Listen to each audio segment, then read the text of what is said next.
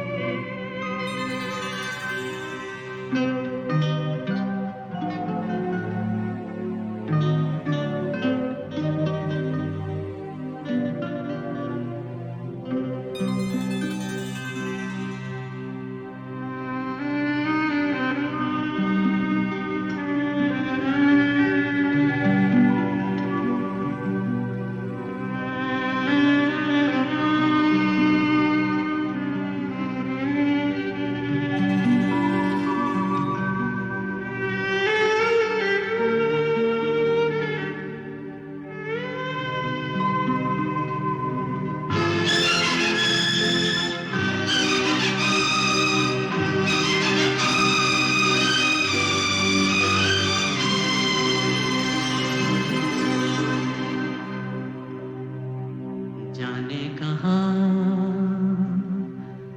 गए वो दिन, कहते थे तेरी राह में नजरों को हम बिछाएंगे।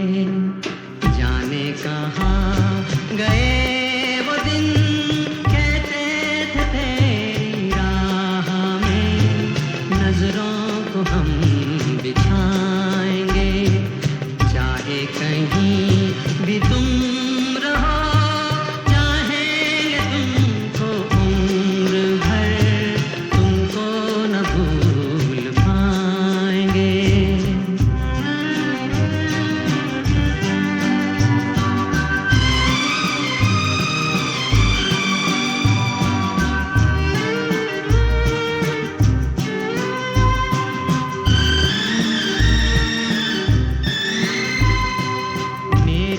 कदम जहाँ पड़े सजदे किए थे यार ने, मेरे कदम जहाँ पड़े सजदे किए थे यार ने, मुझको रुला रुला दिया जाती हुई बहार ने।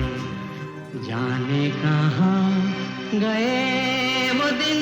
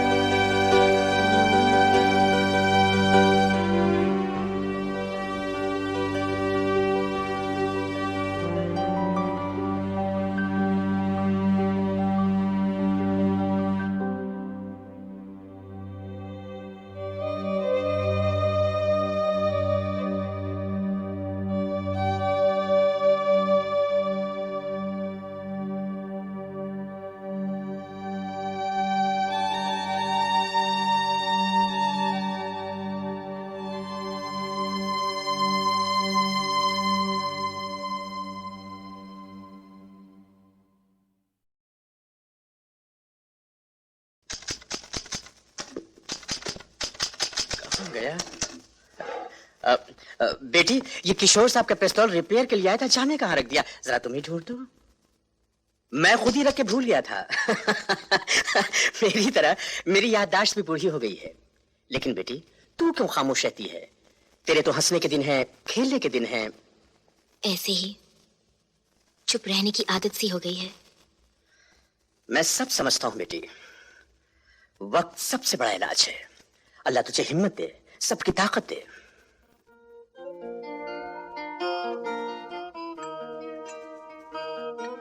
टाइपिंग कैसे चल रही है? ठीक है। स्पीड कितनी हो गई? 30।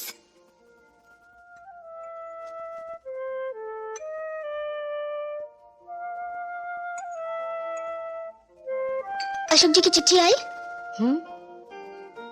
आई। जवाब दिया? नहीं। जवाब तो देना चाहिए। क्या जवाब देती? दीदी मुबारक हो, मैंने स्टेनो टाइपिंग का डिप्लोमा पास कर लिया है। उधर क्या खड़ी है, इधर आ।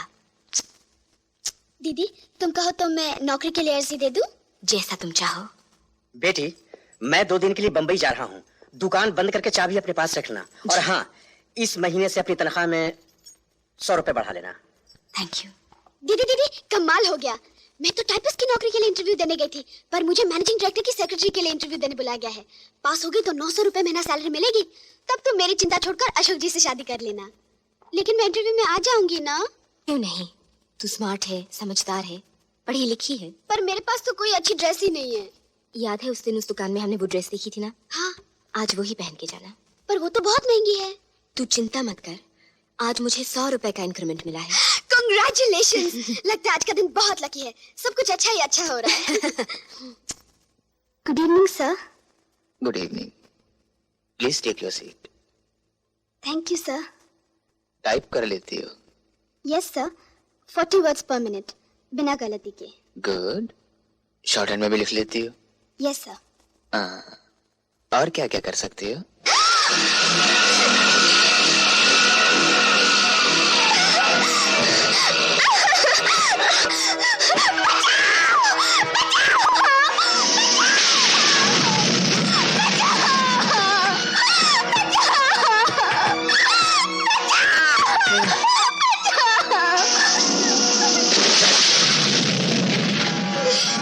यहाँ तुम्हारी आवाज सुनने वाला कोई नहीं। मेरे पास नहीं आना। मेरे पास नहीं आना। मेरे पास मत आना। मुझे जाने दो प्लीज। तुमने मेरी बहन को बर्बाद कर दिया। मुझे मत करो, मैं तुम्हारे हाथ जोड़ती हूँ। तुम्हारी बहन? वो तो बेवकूफ थी। तुम मेरी बात मानो, तुम्हारी जिंदगी बना दूंगा। नहीं नहीं, मुझे कुछ नहीं चाहिए। मुझे मर जाने दो प्लीज। जरूर जाने दूंगा, लेकिन तुम इतना घबरा क्यों रही हो? मैं तो कुछ नहीं करूंगा, तुम्हें छूऊंगा भी नहीं। मैं तो सिर्फ तुम्हारा खूबसूरत बदन देखूंगा।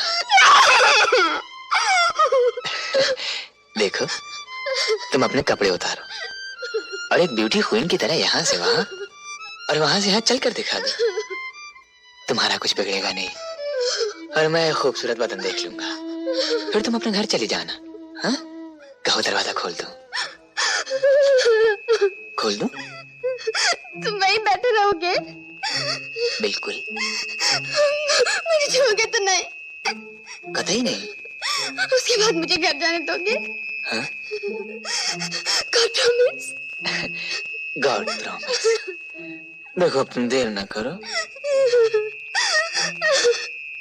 नहीं, मुझसे नहीं होगा। तो फिर मैं उठता हूँ।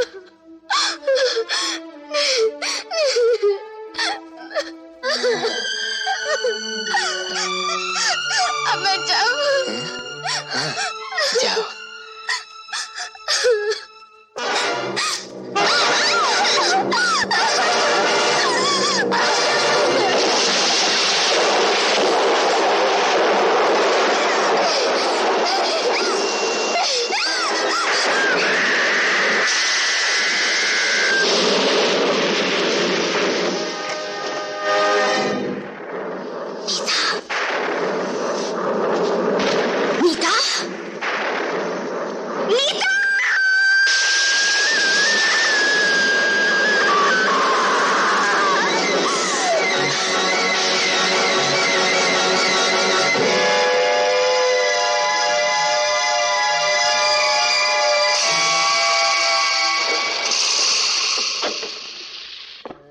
सेठ जी। नमस्कार सेठ। नमस्कार नमस्कार, कैसे हैं फर्स्ट आप? क्लास जी, ठीक है। सेठ जी, आपने गुप्ता हॉस्पिटल बनवाकर बड़े ही पुण्य का काम किया है। जी हाँ, आप जैसे धर्मात्मा दो चार और पैदा हो जाएं तो इस देश का उद्धार हो जाए। भगवान आपको इन सेवाओं का फल जरूर देगा। मैं तो सिर्फ कर्म करता हूँ भाई, फल देना तो इसके हाथ है। हाँ, और उसके राज में देर हो सकती है, अंधेर नहीं। भारती ना,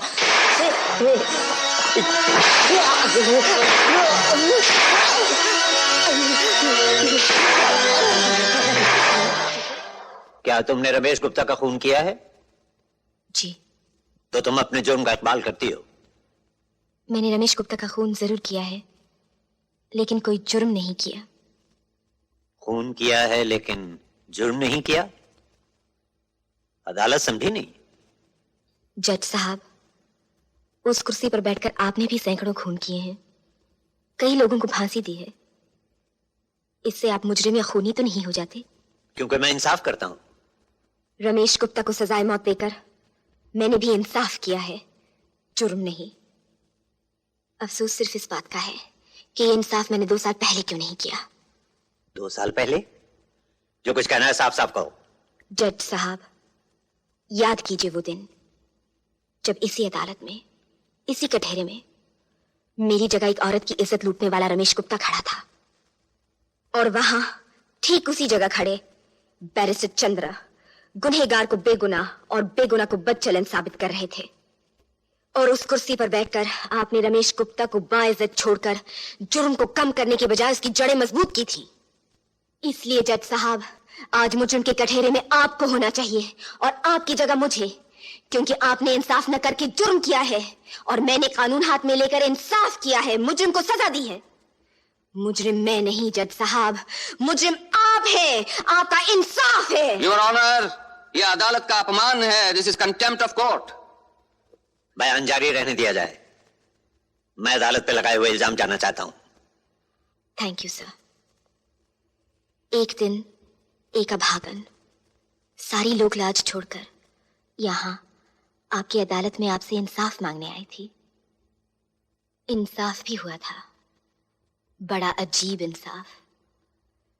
इज्जत लूटने वाले को बाइज्जत आजाद कर दिया गया और लुटने वाले को उम्र कैद, और वो भी जेल के बाहर, जहां सुबह शाम सैकड़ों लोग उसे नफरत के कोड़े मारते, जहां हर नजर उस पर थूकती, उसे धुतकारती। आपके इंसाफ ने एक सांस लेती हुई लाश को समाज के चौराहे पर लटका दिया था, जिससे लोग नसीहत लें और फिर कोई लुटी हुई औरत इंसाफ का दरवाजा खटखटाने की हिम्मत ना कर सके। पर वो औरत कौन है, कहां है? गौर से देखिए, वो औरत मैं हूं, यहां हूं। भारती देवी? 2 साल पहले जब रमेश गुप्ता ने मेरी इज्जत लूटी थी, मुझे बर्बाद किया था, तब इंसाफ का दरवाजा मैंने ही खटखटाया था। तो 2 साल बाद आपने अपनी हार का बदला ले लिया। जब कानूनन नहीं जीत सकी, तब कानून हाथ में लेकर आपने उसका खून कर दिया। जी हाँ, मैंने उसका खून कर दिया, उस पर गोलियां बरसा दी। अफसोस यही है कि पिस्तौल में सिर्फ 6 गोलियां थी, 7 नहीं, वरना मैं सब की सब उसके सीने में उतार देती। शायद उन गोलियों की आवाज से आदमी की सोई हुई आत्मा जाग जाती, शायद उन खून की छींटों से कानून की आंखें खुल जाती, और वो देख सकता कि उसकी भूल से कितने इंसान शैतान बनते जा रहे हैं। जज साहब, औरत आदमी को भगवान मानती है, लेकिन ये भगवान माँ, बहन, बेटी सब कुछ भूलकर औरत को सिर्फ हार्ड मास का खिलौना समझता है। उसे नंगा करके उसका तमाशा देखना चाहता है, कभी उसको नीलाम करके, कभी उसको बर्बाद करके। जज साहब, नारी का शरीर एक मंदिर है, जिसकी कोख से मानवता का जन्म होता है, जिसकी गोद में सभ्यता पनपती है। लेकिन आज दुनिया के कोने कोने में ये मंदिर तोड़े जा रहे हैं और आपका कानून कुछ नहीं कर पा रहा, क्योंकि उसे सबूत चाहिए। हर सच साबित नहीं किया जा सकता जज साहब। बलात्कार के समय न कानून होता है, न पुलिस होती है, और ना कोई शरीफ गवाह। फिर सबूत कैसे मिलेगा, कौन देगा? एक लड़की जो शर्म से अपनी शक्ल तक शीशे में नहीं देख सकती, सबके सामने आकर एक बार फिर अपनी बेइज्जती कैसे कराएगी?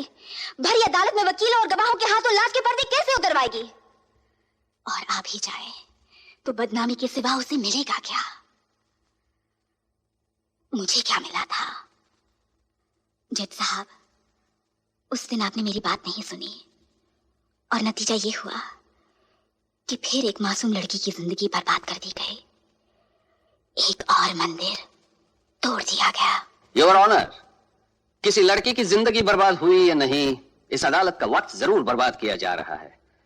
यह कहना कि मिस्टर रमेश गुप्ता ने किसी मासूम लड़की की जिंदगी बर्बाद की और उस जोश में आकर भारती देवी ने उसे सजाए मौत दे दी, यह एक कहानी है, क्योंकि न पुलिस की रिपोर्ट में किसी और लड़की का जिक्र है, न कोई लड़की अदालत के सामने आई है। अगर होती तब तो आती। पर ये सच है कि वो लड़की है तो कहां है? उसका नाम क्या है? काम क्या करती है? सामने क्यों नहीं आती? वो लड़की कहाँ है? अपनी चुप का मतलब जानती हो? सजाए मौत। उसको अदालत में लाकर बदनाम करने से अच्छा है कि मुझे मौत दे दी जाए।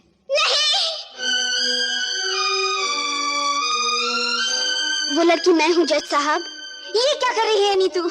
यहाँ आकर सिर्फ बदनामी मिलेगी, बेइज्जती मिलेगी और कुछ नहीं मिलेगा, कुछ नहीं मिलेगा।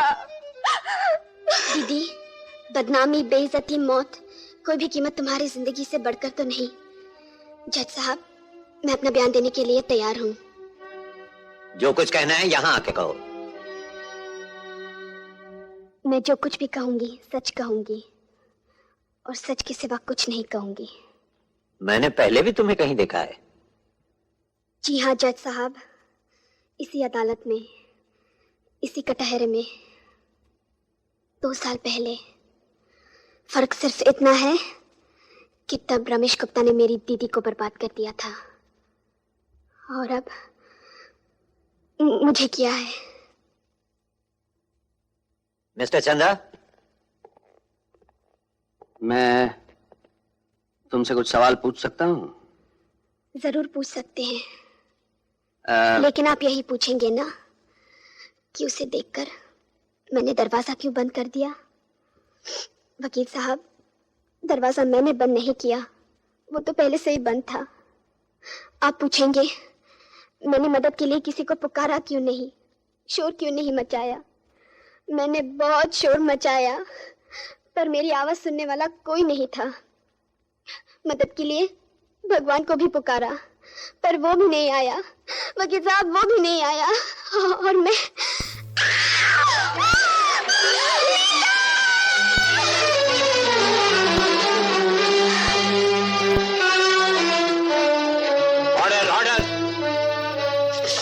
तुमसे कहा था यहाँ मत आना, क्यों आई?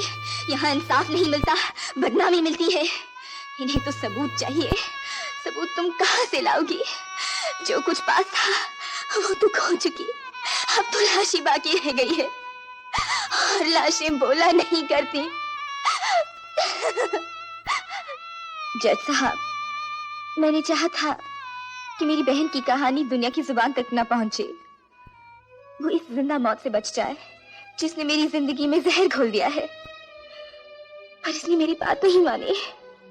हर एक जिंदा लाश को बचाने के लिए दूसरी जिंदा लाश कटहरे में आकर खड़ी हो गई। ये वो जगह है नीतू जहां भगवान कृष्ण भी आकर खड़े हो जाए तो लोग उनका विश्वास नहीं करेंगे। उन्हें भी अपनी ही गीता पर हाथ रखकर कसम खानी पड़ेगी, सबूत देना पड़ेगा। तू सबूत कहां से लाएगी? वकील साहब तो फिर साबित कर देंगे कि बलात्कार नहीं मोहब्बत है, लेकिन तू कैसे साबित करेगी कि ये मोहब्बत नहीं बलात्कार है? वकील साहब, आप तो रोज लोगों से सैकड़ों सवाल पूछते हैं। इजाजत हो तो आज मैं आपसे एक सवाल पूछूं? पूछिए। हर समझदार वकील जानता है कि सच क्या है और गुनहगार कौन है। आपको भी पता था कि मेरे साथ बलात्कार किया गया था, फिर आपने सच क्यों छुपाया? इंसाफ क्यों नहीं किया? इंसाफ करना मेरा काम नहीं है, वो जज साहब का काम है। मेरा काम, मेरा फर्ज सिर्फ अपने क्लाइंट की वकालत करना है, उसको बचाना है, और हर वकील का यही फर्ज होता है। मैंने सिर्फ अपना फर्ज पूरा किया था। वकील साहब, अपना फर्ज पूरा करने के लिए आपको तो ढेर सारे रुपए मिले, नाम मिला, पर इस बेगुनाह को क्या मिला? समाज को क्या मिला? इंसानियत को क्या मिला? क्या इनके लिए आपका कोई फर्ज नहीं? आपने कभी सोचा है वकील साहब, कुछ रुपयों के लिए आप जिन शैतानों की रक्षा कर रहे हैं वो एक दिन आपके बच्चों को भी खा सकते हैं? कभी सोचा है कि इसकी जगह आपकी बेटी भी हो सकती थी? जो इसके साथ हुआ है उसके साथ ही हो सकता था। देखिए, इसकी तरफ देखिए। आपने रमेश गुप्ता को बचाकर जो फर्ज पूरा किया था उसका अंजाम देखिए। इसके होंठों से सारी मुस्कुराहट नोचकर इतनी सिसकियां भर दी गई हैं जो कभी कम नहीं होंगी। इतने ढेर सारे आंसू दे दिए गए हैं कि डूबने के लिए समुद्र ढूंढने की जरूरत नहीं पड़ेगी। इसके जिम्मेदार आप हैं वकील साहब, और आप भी जज साहब। उस दिन आपने एक मुजरिम को छोड़कर इंसाफ की कब्र पे बेइंसाफी का बीज बोया था। वो बीज पेड़ बन गया। एक और मंदिर आपके इंसाफ की भेंट हो गया।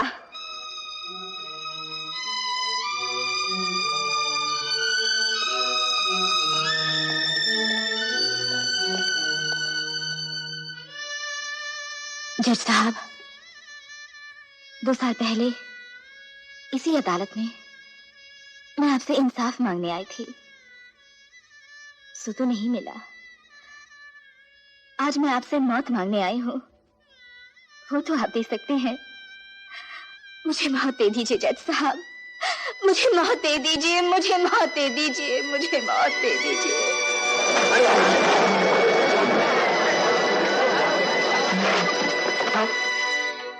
कानून की तारीख में शायद पहली बार किसी मुल्जिम ने इंसाफ को मुजरिम ठहराया है।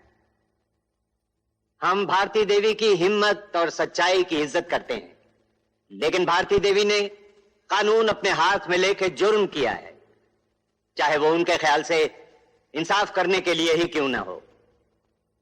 अगर इसी तरह हर शख्स कानून अपने हाथ में लेकर इंसाफ करने लगे तो दुनिया में ना कानून रहेगा ना इंसाफ। मैं जज होते हुए भी कानून का पाबंद हूं, और मुझे भी कोई हक नहीं कि मैं कानून के दायरे के बाहर जाकर कोई फैसला करूं। भारती देवी ने खून किया है, उन्हें इसकी सजा मिलनी चाहिए, लेकिन यह खून जानबूझ के नहीं किया गया। ऐसे हालात में किया गया है जबकि कोई भी मां या बहन खून करने पे मजबूर हो जाती। इसलिए अदालत को भारती देवी के साथ हमदर्दी है, और गिरफ्तारी के बाद जेल की हिरासत में काटे हुए दिनों को ध्यान में रखते हुए अदालत के उठने तक भारती देवी को यहां कटहरे में खड़े रहने की सजा देती है। वाह, क्या इंसाफ किया। इसको कहते हैं इंसाफ। जनाब अली, क्या कानून का नुक्ता निकाला है। सजा भी दे दी और ठीक कर दिया। इसे कहते हैं इंसाफ। जब तक समाज है जुर्म होते रहेंगे, लेकिन बेइंसाफी जुर्म से भी बड़ा गुनाह है। 2 साल पहले इसी कुर्सी पर बैठकर मैंने भी यह गुनाह किया था।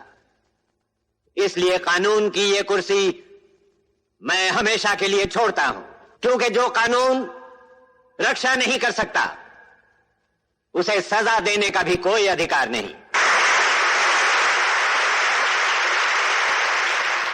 इंसाफ का तराजू जो हाथ में उठाए, जुर्मों को ठीक तोले, जुर्मों को ठीक तोले।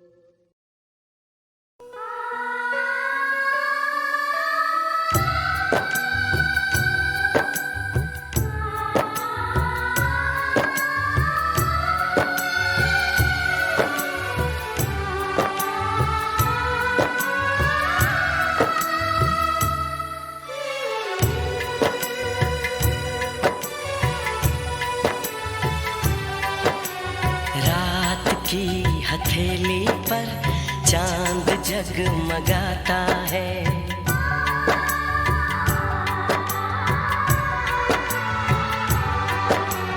रात की हथेली पर चांद जगमगाता है। उसकी नर्म किरणों में तुमको देखता हूँ तो दिल धड़क सा जाता है, दिल धड़क सा जाता है। रात की हथेली पर चांद जगमगाता है। रात की हथेली पर चांद जगमगाता है।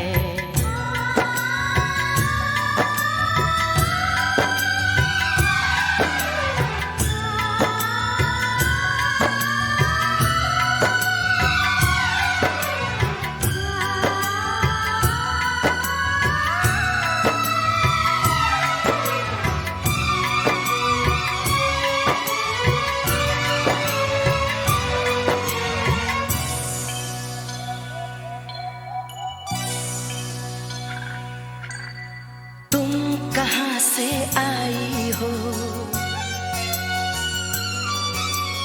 किस नगर को जाओगी, तुम कहाँ से आई हो, किस नगर को जाओगी।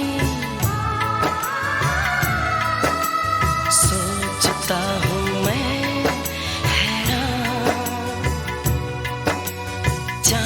जैसा ये चेहरा, रात जैसी ये जुल्फें, है जगाएं सौ अरमान। एक नशा सा आँखों में धीरे धीरे छाता है। रात की हथेली पर चांद जगमगाता है। रात की हथेली पर चांद जगमगाता है।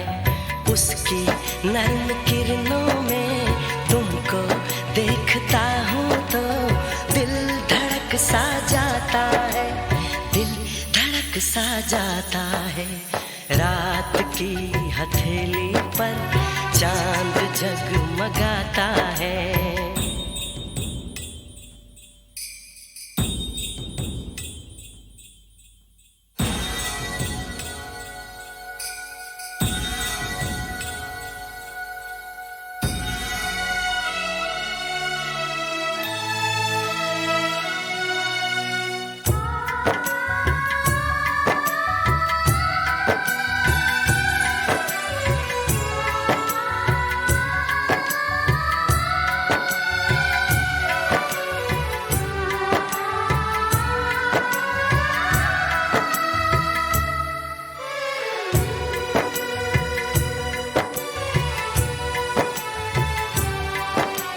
मेरी इस तन्हाई में, मेरे इस वीराने में, मेरी इस तन्हाई में, मेरे इस वीराने में, रंग लेके तुम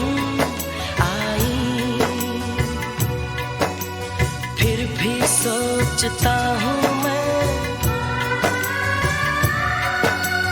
क्या यहाँ तुम सचमुच हो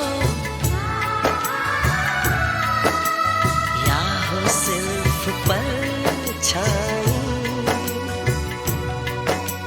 ख्वाब जैसे बनता है और टूट जाता है। रात की हथेली पर चांद जगमगाता है।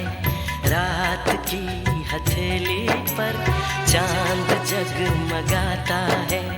उसकी नर्म किरणों में तुमको देखता हूँ तो दिल धड़क सा जाता है, दिल धड़क सा जाता है।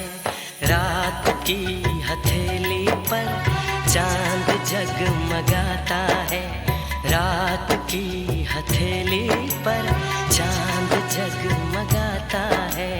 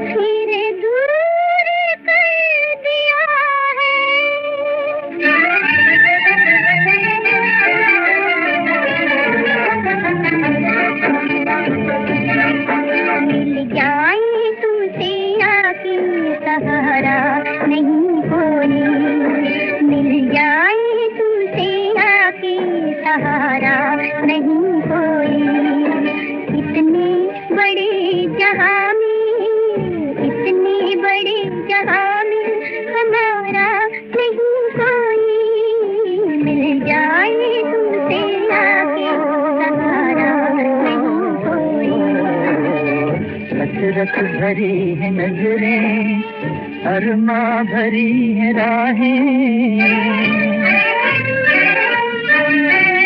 हसरत भरी है नजरें, अरमा भरी है राहें, आ जाओ कह रही है तुमसे मेरी निगाहें, आ जाओ कह रही है तुमसे मेरी निगाहें। प्यारा प्यारा लगे जो तुमसे नजारा नहीं कोई, मिल जाए तुमसे आके सहारा नहीं कोई।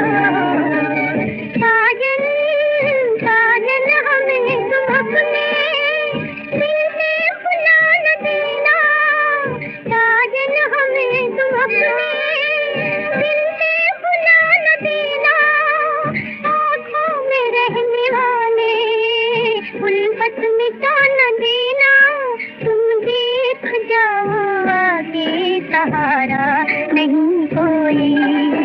इतने बड़े जहां में, इतने बड़े जहां में हमारा नहीं कोई, मिल जाए तुमसे आके सहारा नहीं कोई, सहारा नहीं कोई।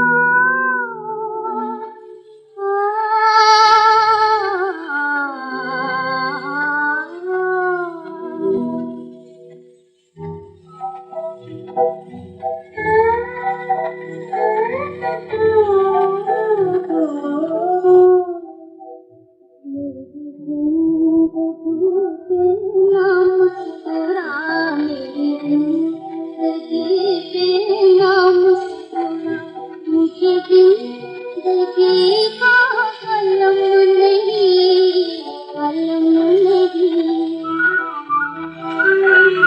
जिसे तेरे गुम से वो वास्ता, जिसे तेरे गुम से वो वास्ता, वो फिजा बहार से कम नहीं, वो कम नहीं, मेरी जिंदगी पे ना मुस्कुरा।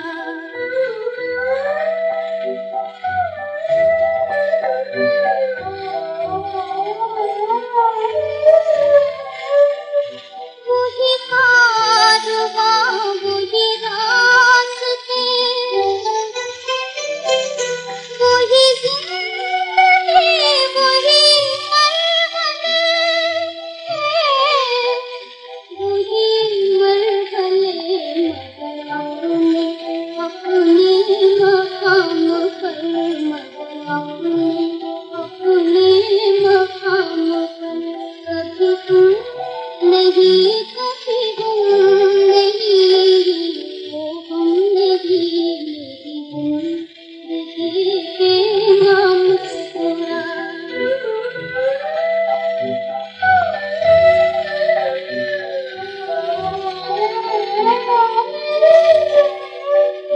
मैं खपत में कैद हूँ बाग़बान, मुझे क्या दर्द है बहार से, वो बहार से मैं चमन, मेरा ना आशियाँ, चमन मेरा ना आशियाँ, जो फिजा भी आए तो गम नहीं, तो गम नहीं, मेरी जिंदगी पे ना मुस्कुरा, मेरी जिंदगी पे ना मुस्कुरा, मुझे जिंदगी का कलम नहीं, कलम नहीं, मेरी जिंदगी पे ना मुस्कुरा।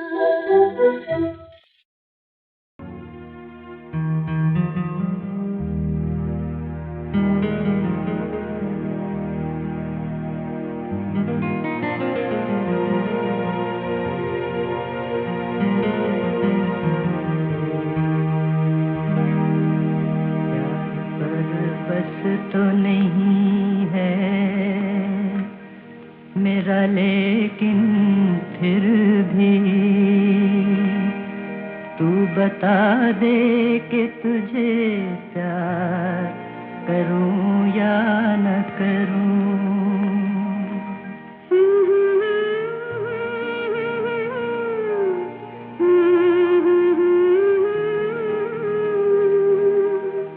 प्यार पर बस तो नहीं है मेरा, लेकिन फिर भी तू बता दे कि तुझे प्यार करूं या न करूं। प्यार पर बस तो नहीं है मेरा, लेकिन फिर भी तू बता दे कि तुझे प्यार करूं या न करूं। प्यार पर बस तो नहीं है।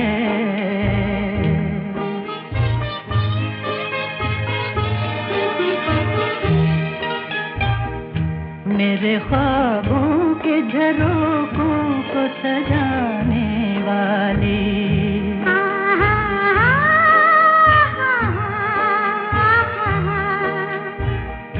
मेरे ख्वाबों के झरोखों को सजाने वाली, तेरे ख्वाबों में कहीं मेरा गुजर है कि नहीं, पूछ कर अपनी निगाहों से बता दे मुझको, पूछ कर अपनी निगाहों से बता दे मुझको। मेरी रातों के मुकद्दर में शहर है कि नहीं, मेरी रातों के मुकद्दर में शहर है कि नहीं। प्यार पर बस तो नहीं है मेरा, मेरा लेकिन फिर भी तू बता दे कि तुझे प्यार करूं या न करूं, प्यार पर बस तो नहीं है।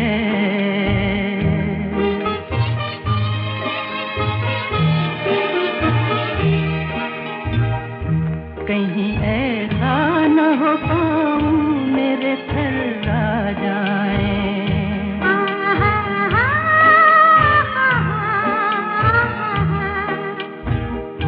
कहीं ऐसा न हो पाऊं मेरे थर्रा जाए, और तेरी मरमरी बाहों का सहारा न मिले, अश्क बहते रहे खामोश सियाह रातों में, अश्क बहते रहे खामोश सियाह रातों में, और तेरे रेशमिया चल का किनारा न मिले, और तेरे रेशमिया चल का किनारा न मिले, प्यार पर बस तो नहीं है मेरा लेकिन फिर भी तू बता दे कि तुझे प्यार करूं या न करूं, प्यार पर बस तो नहीं है।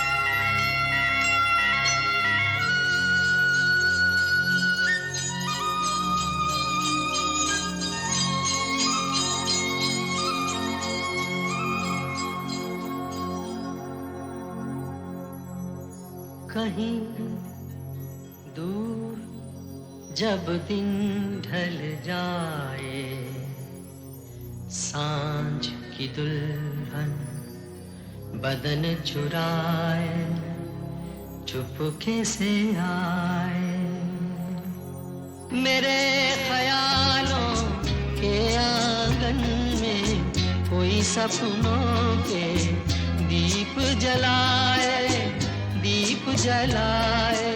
कहीं दूर जब दिन ढल जाए, सांझ की दुल्हन बदन चुराए चुपके से आए।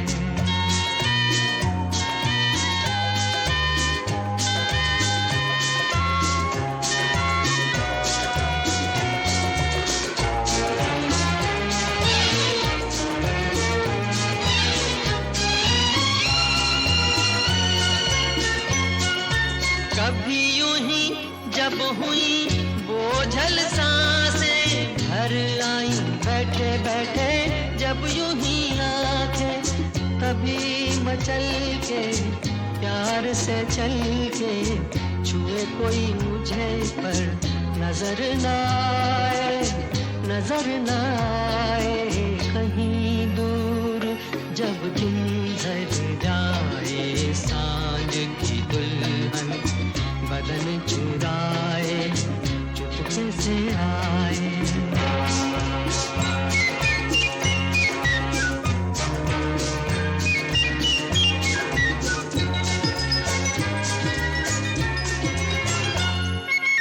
कहीं तो ये दिल कभी मिल नहीं पाते, कहीं से निकल आए जन्मों के नाते।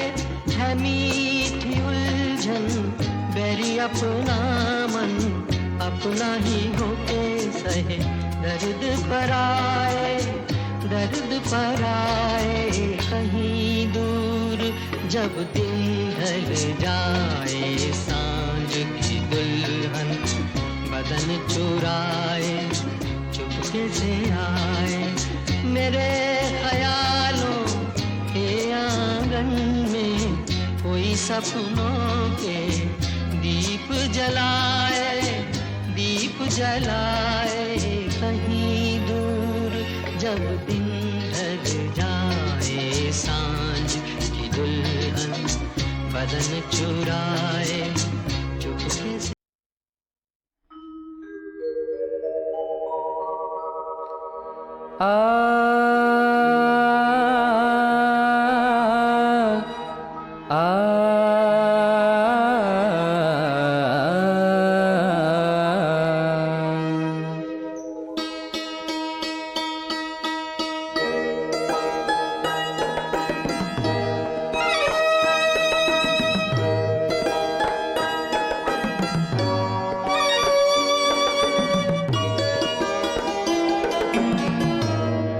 अभी ठहरो जरा ये रात ढल जाए चले जाना।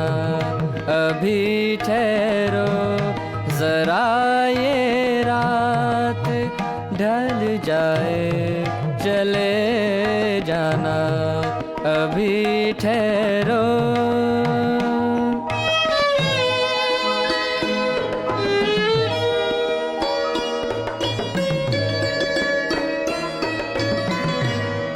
अभी सोई हुई मासूम कलियों की जवानी है। अभी शबनम भी गुंचों को सुनाती एक कहानी है। जरा बादे सबा हंस कर मचल जाए चले जाना। अभी ठहरो।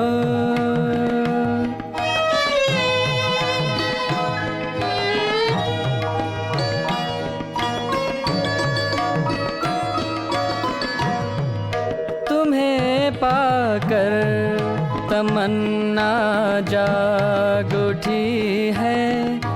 इन निगाहों में घड़ी भर को ही आ जाओ सिमट कर मेरी बाहों में। लबों पर आ गया है दम निकल जाए चले जाना। अभी ठहरो जरा ये रात ढल जाए चले जाना। अभी ठहरो।